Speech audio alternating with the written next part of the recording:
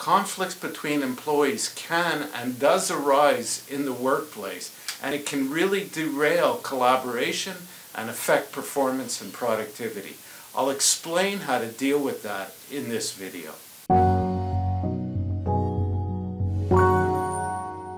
Hello, I'm Goldberg of Optimus Performance, bringing you practical tips and ideas on leadership, team development, and employee performance in the workplace. Yes, conflicts do arise between people, and it happens in the workplace, and it can linger on if it's not dealt with. In fact, I was speaking with a client just recently who's been working with someone for 20 years, and there's been this lingering conflict that keeps coming up, and it affects both parties, and ultimately it affects the work and the performance of each individual. So how do you deal with that? Well, when I spoke about the levels of performance or the levels of functioning of a human being in my previous videos, I did a few videos on that topic. When people take full responsibility, they are able to work out the conflicts on their own, and it doesn't need to escalate to HR if there is an HR department, or to management to intervene. But sometimes you have to intervene if you're the leader, the business owner, and you see that people are not getting along, and maybe you don't even know about it, or you've turned a blind eye to it. You become accustomed that these people don't get along, but you have to think of how that's affecting the way they work together, and do they avoid each other? Are they not telling the truth to each other? So ultimately it does affect the work and the performance, productivity of the department and the company. So responsible people will be able to sit down and work things out together. They'll be able to come to an agreement, they'll be able to acknowledge each other and listen and collaborate, come to a solution of what each is going to do to resolve that situation and overcome their differences or whatever it is. But that's not always the case. And one person may be doing things like blaming the other person or other situations and not taking responsibility for owning their reaction to the situation. And I call this self-protective behavior. And that is very dangerous in terms of having people collaborate together. When people are lying or blaming, they're being self-protective, and then you cannot have true collaboration. So that has to end. And what you want to do, if you have to intervene as the leader or the manager, you want to sit down with both parties and work out an agreement.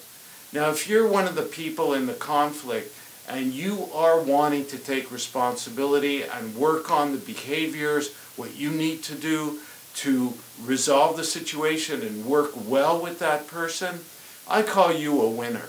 I covered this in other videos too. Now, a winner, or somebody who's functioning at that responsible level, and that's what a winner does, they do one of three things. They either do everything they can to change the situation. If they can't change the situation, they accept it the way it is and work with the person, or find a way to work around it or with it. And if they can't accept that, or working with that situation, they get out of the situation, which ultimately means they leave the company or move to a different department if it's a big company, so they don't have to work with that person. Now, why do people go to the self-protective level like that? Why do they blame? You can consult my other video, but it's usually something from the past that is triggering something when they work with that person that they don't like for whatever reason. Maybe that person did something to them and triggers something in their upbringing. I don't know, I'm not a psychologist, but I do have some insight into it. But that person needs to figure out what that is and look at how they can overcome that and move forward. Because to function at that self-protective level, it doesn't feel good. And we need to learn how to move on from that. So if you are in a conflictual situation, and this could be between employees, it could be at any level, and you see it at the leadership level where two directors, two executives may hate each other for whatever reason. Somebody did something to the other person and they haven't forgotten, and one is taking revenge and not collaborating, but this is kind of terrible behavior. It just creates negativity and impedes performance and the progression of the company. So find a way to work it out. If you can work it out, figure out how you can accept it and not let it impede your performance or get out of the situation.